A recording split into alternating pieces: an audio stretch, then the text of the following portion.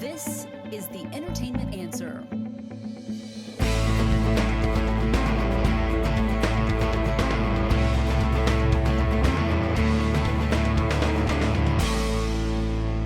And welcome to a very special edition of the Entertainment Answer. I am Matt Mungle. We love award season around here. We've already had two huge awards with the CCAs and the Golden Globes as we gear up for the SAGs and the Oscars still to come. And I thought it would be fun, always a blast for me, to bring in some of my good friends, fellow Critics' Choice Association members to talk about what we've seen so far in the world of film and what we expect to come. Joining me today on this special program, we have Preston Barta from Denton Record Chronicle and Fresh Fiction. We have Bryan Kluger from Boomstick Comics, High Def Digest, and 1,000 other podcasts. And Susan Kamyab Stephens from ThisChicksFlix.com. All right, well, man, I'm excited. First of all, I'm excited because I miss hanging out with you. I just thought it'd be fun to dive in because we've already had two of the award shows. We had the Golden Globes and then followed up the week later with the Critics' Choice Awards. We still have the SAGs coming up on February 23rd and then March 10th for the Oscars.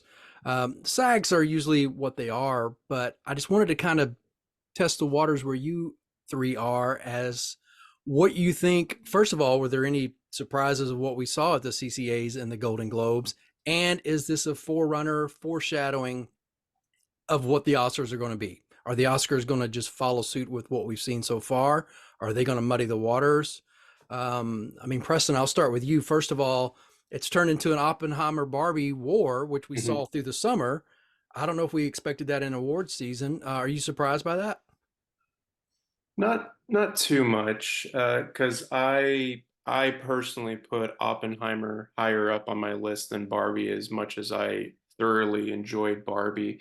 But I kind of figured early on that Barbie would be recognized in more of the technical categories, like such as makeup and production design and things like that, and possibly some screenplay recognition. I guess right now, the trouble with how we did it, because it just was determined right after we announced our winners, was that Barbie is a adapted work and not a original work. So I can see it. Let's see, it's up against what else is in the original category? I guess we can break that down a little bit later in terms of what it could be for the Oscars. But yeah, I wasn't too surprised about Oppenheimer getting some of those top spots. I think, I would love for some other films to get some recognition, but I'm not personally. I know Brian probably feels the other way on this, but I'm okay with Oppenheimer winning Best Director and Best Picture, and was kind No, of thank you. surprised. Yeah. I was kind of surprised that Cillian Murphy didn't get the Best Actor win, as even though I voted for Paul Giamatti. So yeah, there were some cool things that were happening in the awards at the Critics' Choice Awards in terms of like shit kind of shook things up by comparison to the Golden Globes. So that I think it should make some of those wins for the Oscars a little more interesting. Yeah. And I think Brian and I are going to be on the same page with Oppenheimer. But before we get into that, Susan, let me ask you, is it going to affect the Oscars, the fact that the CCA and the Golden Globes, they have a category for comedy where the Oscars don't?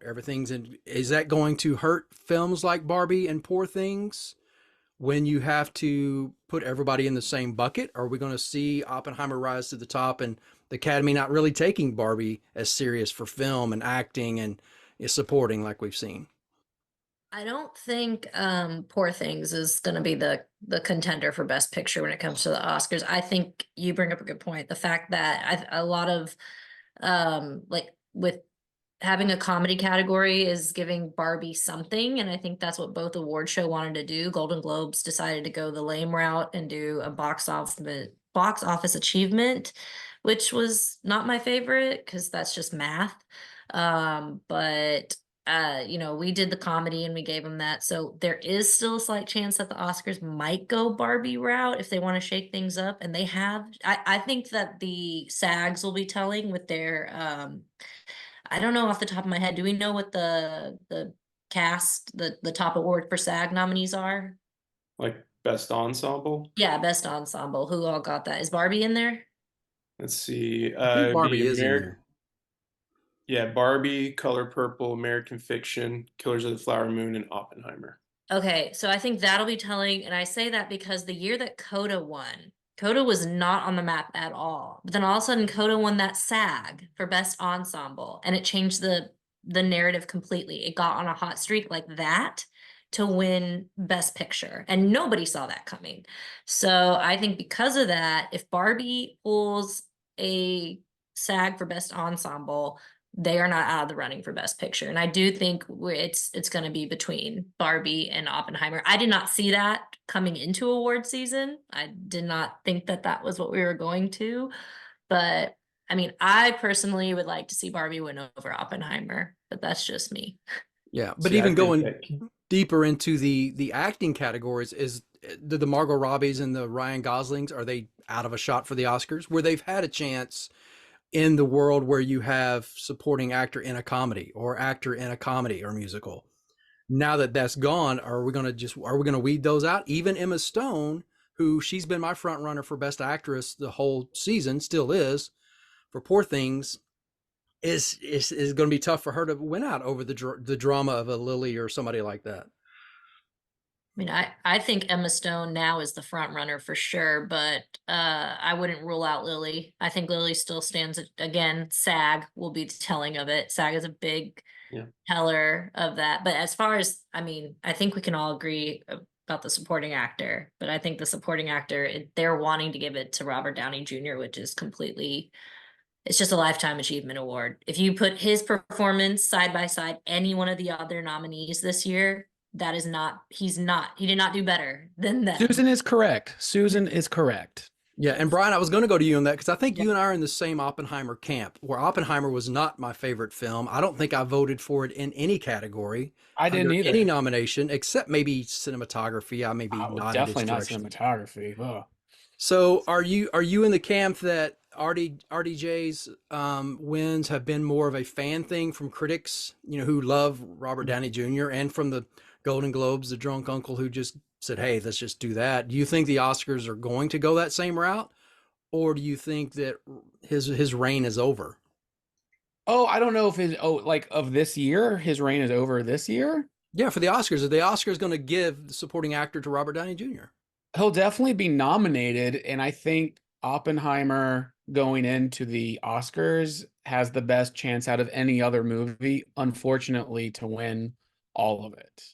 And I don't know why. Maybe people are looking into this movie more than they should be, but I think there's all the performances in Oppenheimer are much worse than any other movie that's being nominated. Like Susan said, even at the Critics' Choice, when they were showing the Best Actor category and showing clips, they showed Cillian Murphy's Oppenheimer, and then they showed Paul Giamatti's from Holdovers. And in that little moment, those span of like 15 seconds, I'm looking at Paul Giamatti, I'm looking at Cillian Murphy, and Paul Giamatti's performance in just those few seconds of that clip are infinitely better than what Cillian Murphy ever did in Oppenheimer. And I just think people love Oppenheimer so much.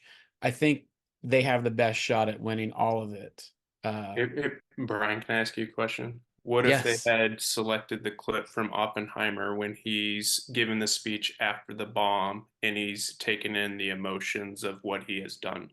Do you think not as good? It's still not as nuanced. It's not. I think the best part of that movie is still Gary Oldman as the president. Like, I think that was the funniest part of the movie.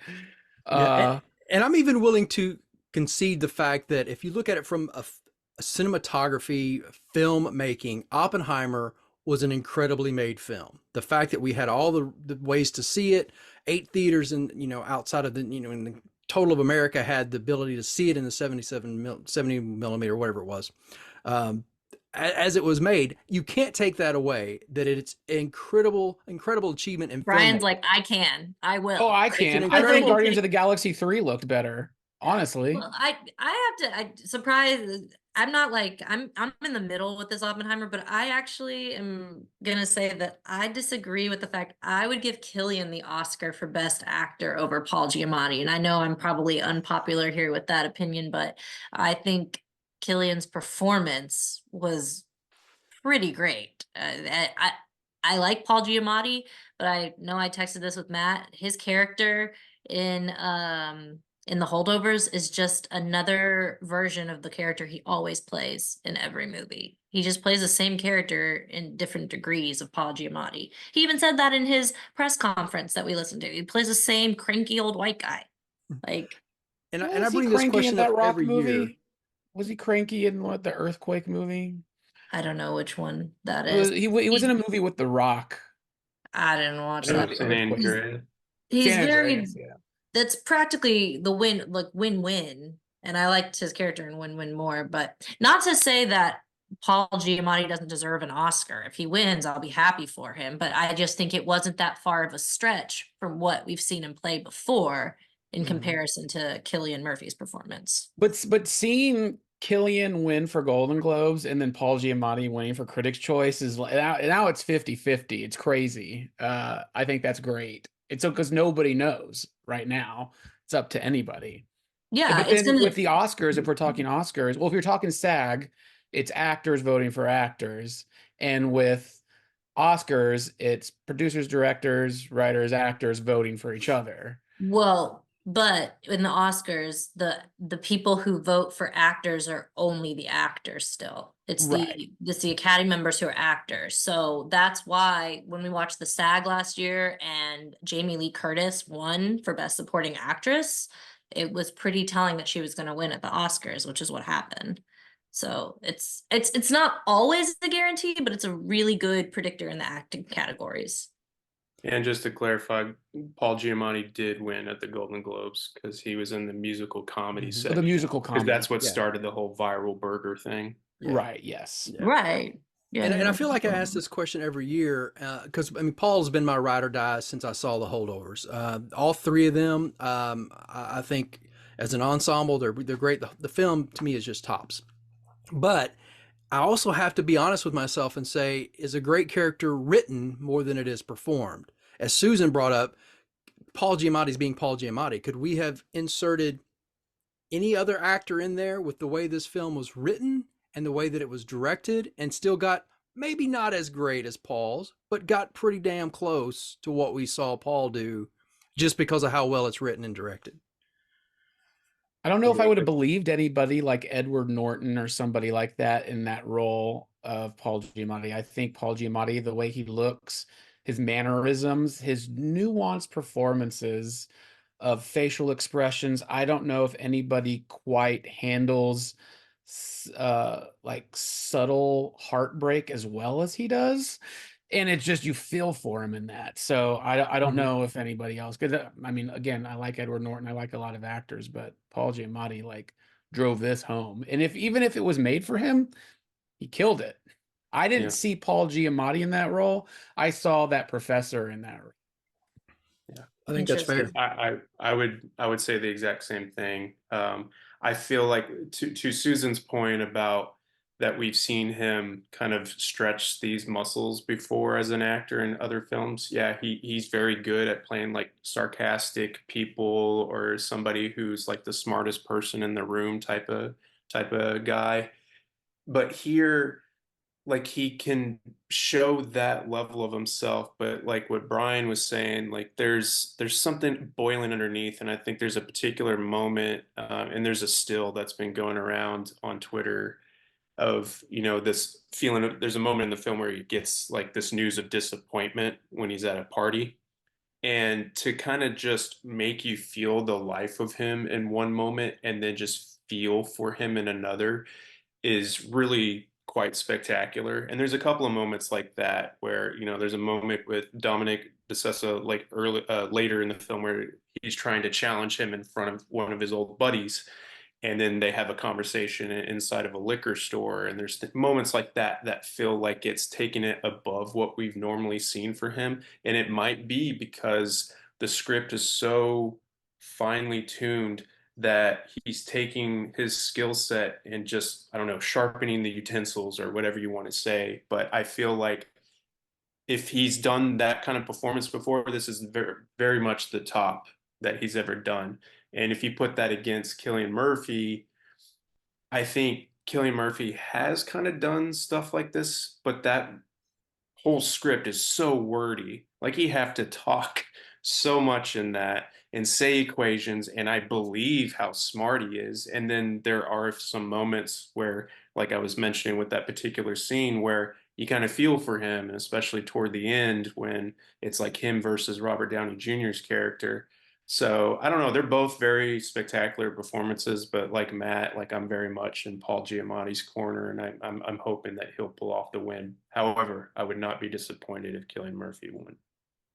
Yeah, and I think Susan and I have talked a lot about that through these award shows. I know we've been texting is fact that even when our person doesn't win, a lot of times there's not disappointment. It's like you said, if Killian wins, I'm not going to be disappointed. I really want Paul to win. Same way with, I'm in Emma Stone's corner. If Lily pulls it out as best actress, I can't frown at that. She was amazing too. So there's really not I can't think of anybody that Only Robert Downey Jr. I would say. Yeah, I was gonna say, Yeah. I'm not mad at any of this is probably one of the toughest years for the lead actors. I'm not gonna be mad at almost any, like, definitely not mad at Killian or Paul. I just ultimately, that was just thinking that Killian did a little bit better for my taste if I was gonna pick one. But same with, I voted Lily for the Critics' Choice, but I was happy for Emma. Like I've said it's a three-way tie as far as the lead actresses for me, for all three, Emma Stone, Carey Mulligan, and Lily Gladstone. Just amazing performances. So I can't. It's Robert Downey Jr. is the only one I've been mad about. And I mean, Divine's got it in the bag. If she loses, it'll be the biggest upset. So. And you would take Carey over Margot? Yes. Yeah. I would. Okay. All right. Well, You wouldn't? Bryan, huh? I don't know. I'm not saying I would or not. I just look at both of them so differently.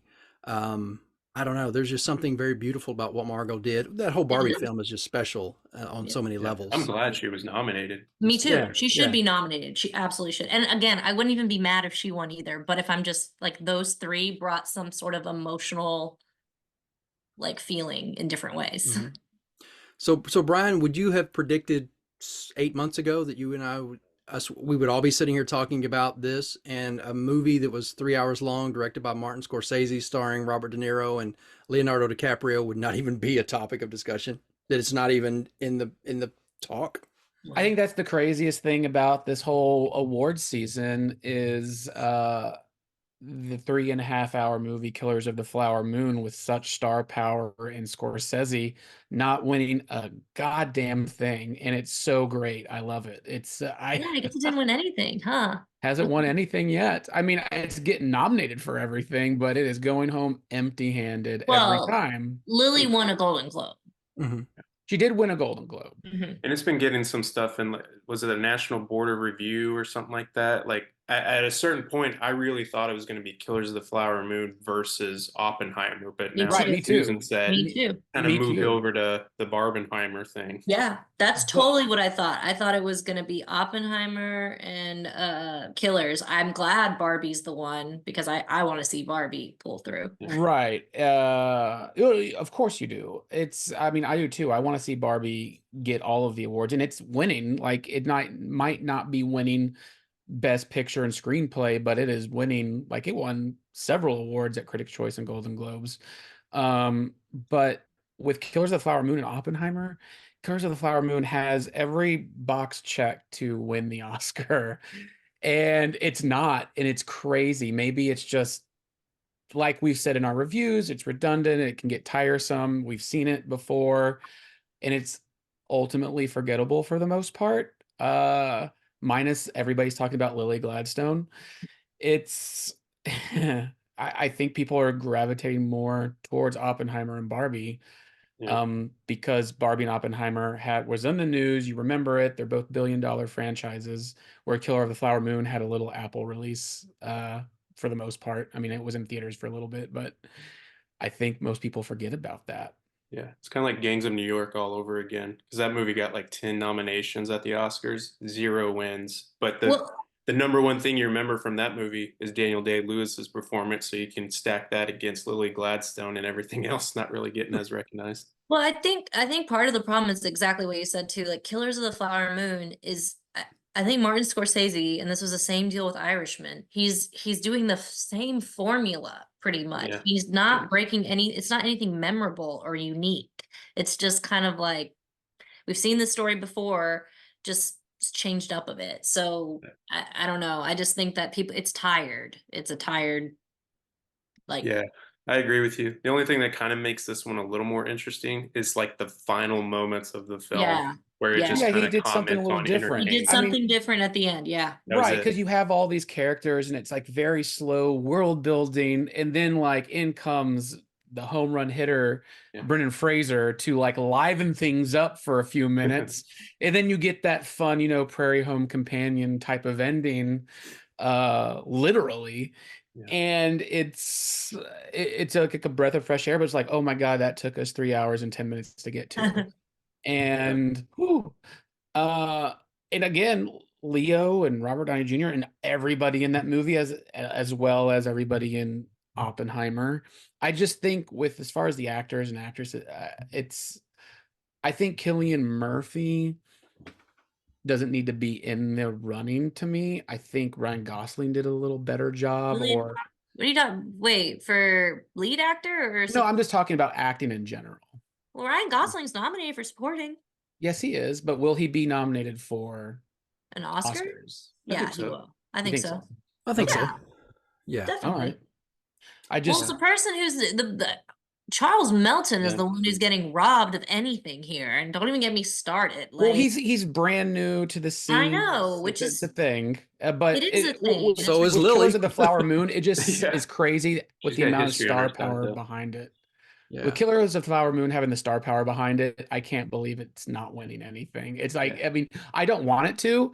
It's just what Matt said originally. It's like, can you believe it? I was like, it's crazy. It is. Yeah. And speaking of May December, let's talk about Netflix for a minute. Is it hurting Bradley Cooper? Because he's a little aloof when it comes to how he deals with press and how he deals with the world as a whole. He's brilliant. I love Bradley Cooper. His directing and Maestro as a whole has been in my top three, and I even was willing to give him a nod for best director because of what he did in the years and years he put into Maestro. Is this the Netflix curse for Maestro and May December that we've seen for The Irishman, that we've seen pretty much every year with all the stuff that Netflix does, and then they can't seem to pull anything out? Well, Power of the Dog was Netflix, right? yeah, but they didn't win. They Best didn't win Picture. anything. They got director though. They did Yeah. get Did get director. Yeah, I guess they did do director, but Well, I mean, Pinocchio last year did make it. They did get that.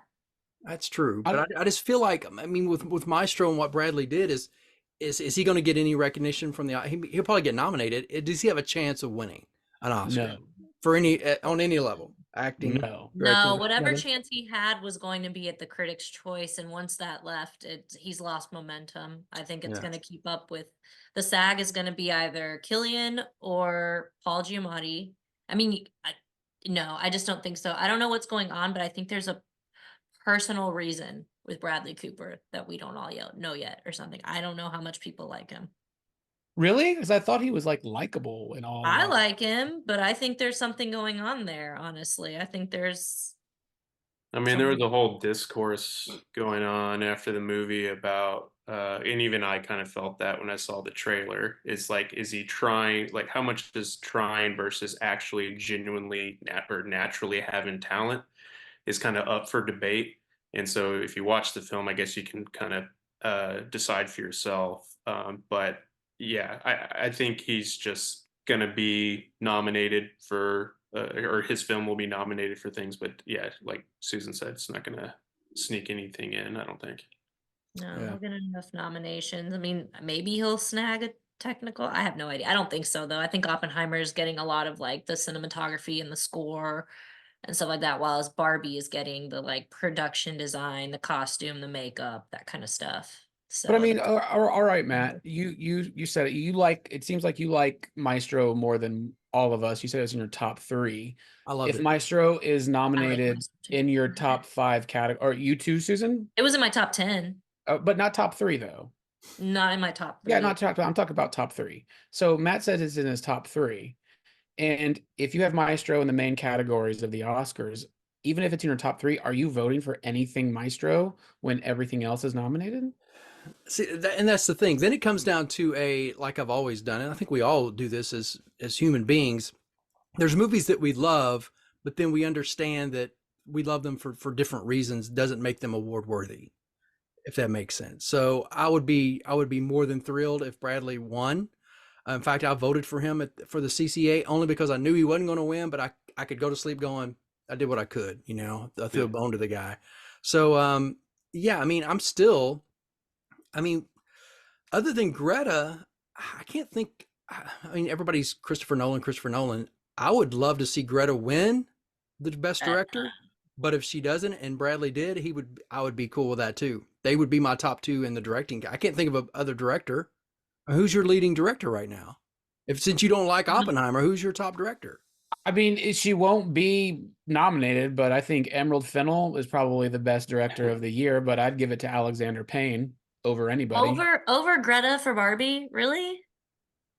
Over Greta for Barbie, yes. Oh my God. Well, I voted Greta for Barbie for directing, and I think I don't even want to get into how much I hated that we didn't have like that Chelsea Handler had to step up and allow Greta to speak and accept an award, because you want to talk about silencing women. And I know that wasn't like it really sucked because she won all these awards at our show and she had to sit at the chair and not even get a chance to accept them, as including best original screenplay. And I just think she deserves so much credit for Barbie. And I just thank God Chelsea Handler let her speak. We need to change that. That's a whole different conversation with what we did with our group. But anyways, I think Greta deserves a lot of recognition for Barbie. And the fact that the Oscars is not going to put it as original screenplay is going to hurt her. I don't know, unless they pick it. Right now, the adapted screenplay has been American Fiction, but I kind of liked American Fiction getting adapted. I wanted Barbie to get original, so I don't know what's going to happen there. But I just want Greta to be able to go up to the Oscars and get an award for Barbie because she deserves it. Yeah. No, hey Matt, it may work out for you. And seeing a Right. lot of these For people Maestro. get up. Yeah. Really? You think so? No, Christopher Nolan's going to win director. I mean, I'm man as to say it. He's going to win director. No, at the yeah, Oscars. he is I don't see anybody else winning There's it. no way. I don't think he There's no should, way. but he will most likely win it. Yeah. And so, I mean, Preston, I know because Brian alluded to this. Is Emerald? Because I know you love Christopher Nolan. I mean, we all do. And you look at the Dark Knight trilogy, everything else he's done. This one aside, when it comes down to him or Emerald, which camp are you in? Because I didn't even think about Emerald Fennell. I didn't even think about her until Brian just brought it up. I did. So I am in Christopher Nolan's corner on this film. So I did vote for him at the Critics' Choice Association.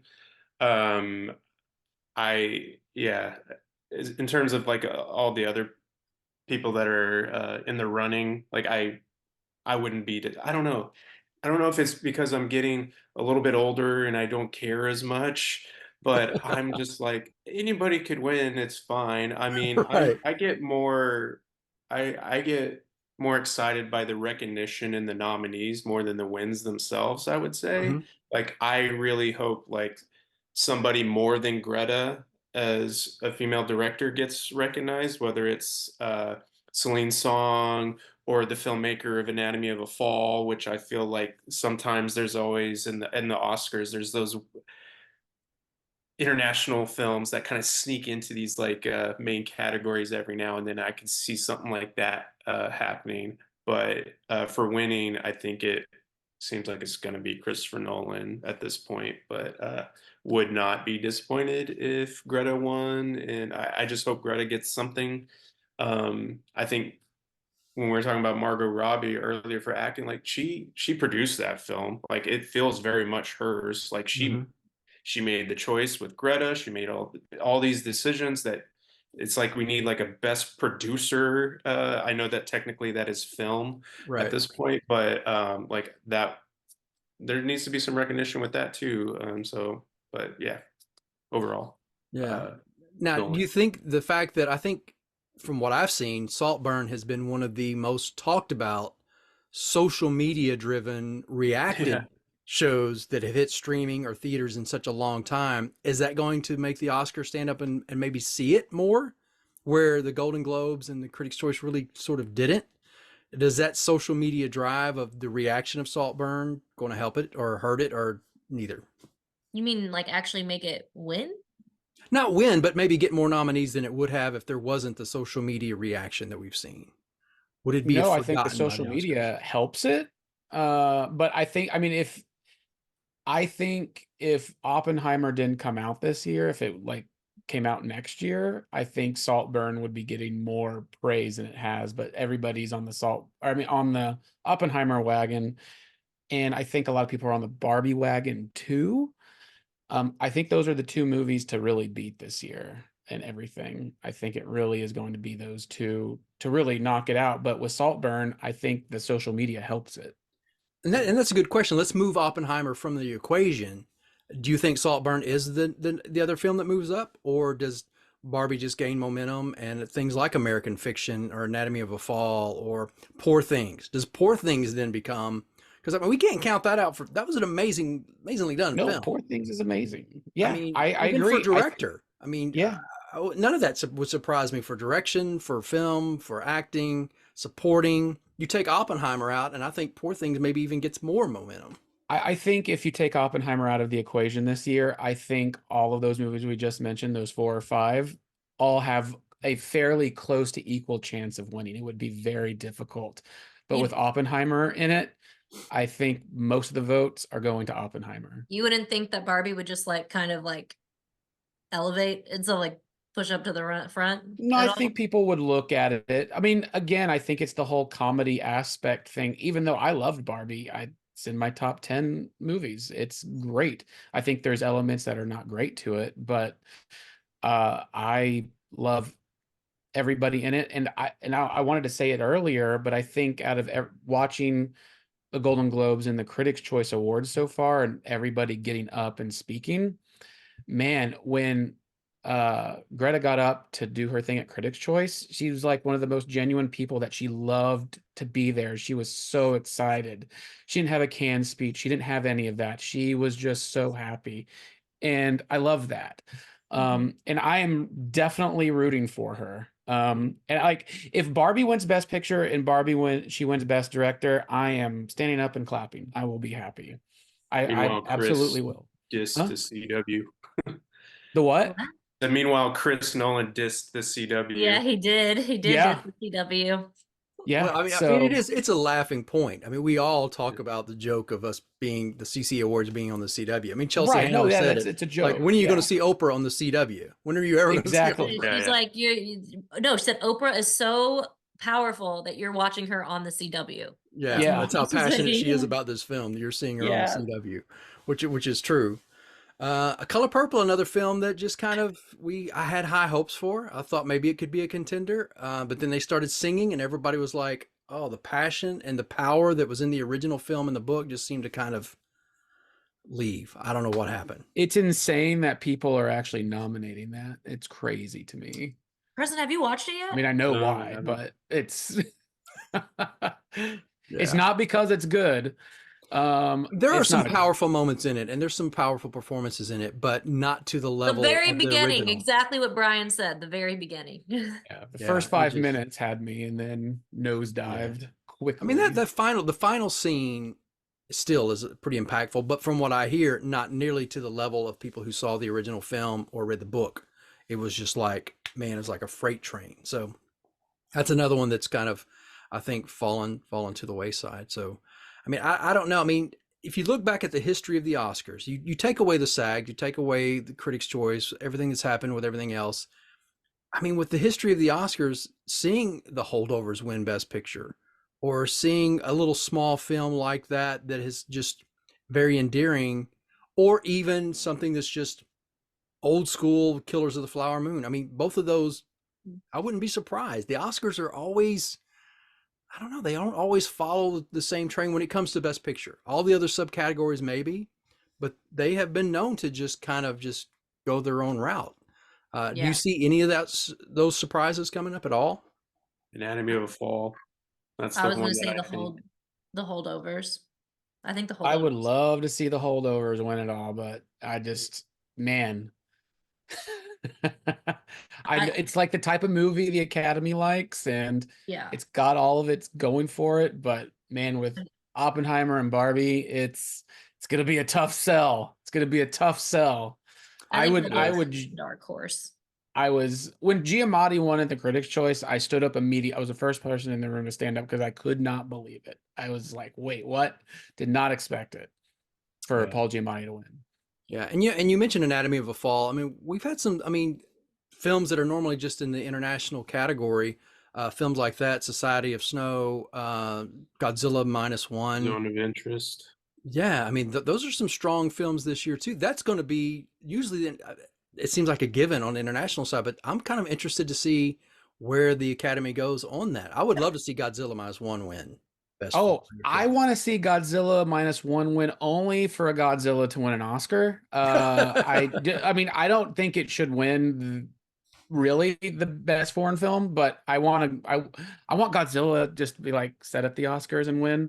But I think other ones in that category are probably more deserving for sure. I don't know, man. The Godzilla movie, using Godzilla as a backdrop for this guy who is struggling with failure and society and what it means for tradition and what he did, and then his family life and trying to do redemption and putting it in the backdrop of a Godzilla film, to me is just, I don't know. That's great. Very cool. That was really good.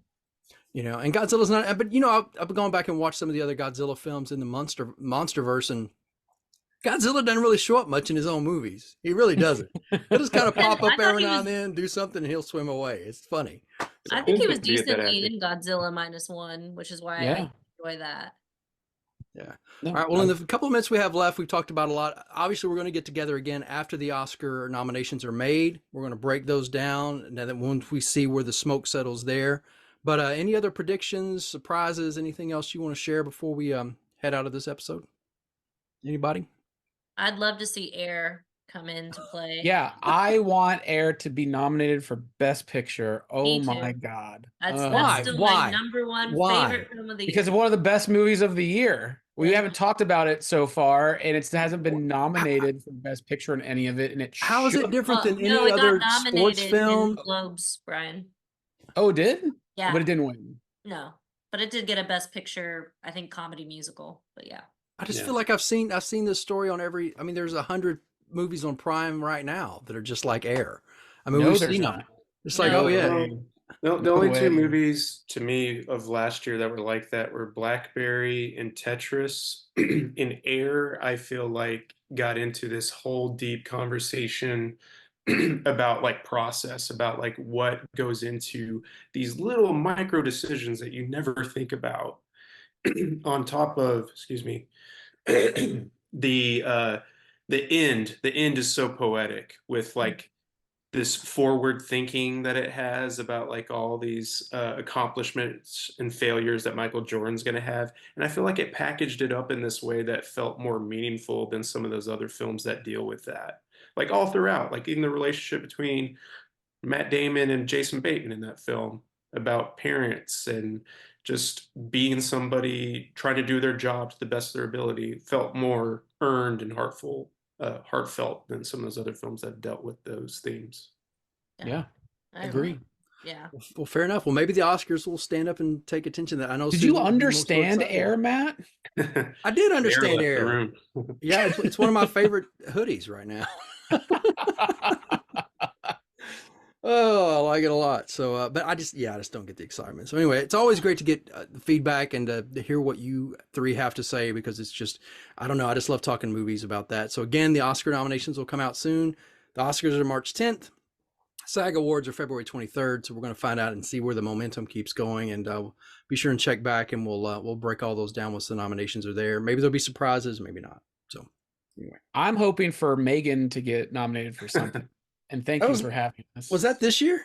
That was this year. 2023, yeah. Megan was robbed. It was. Gosh. It was better than Oppenheimer.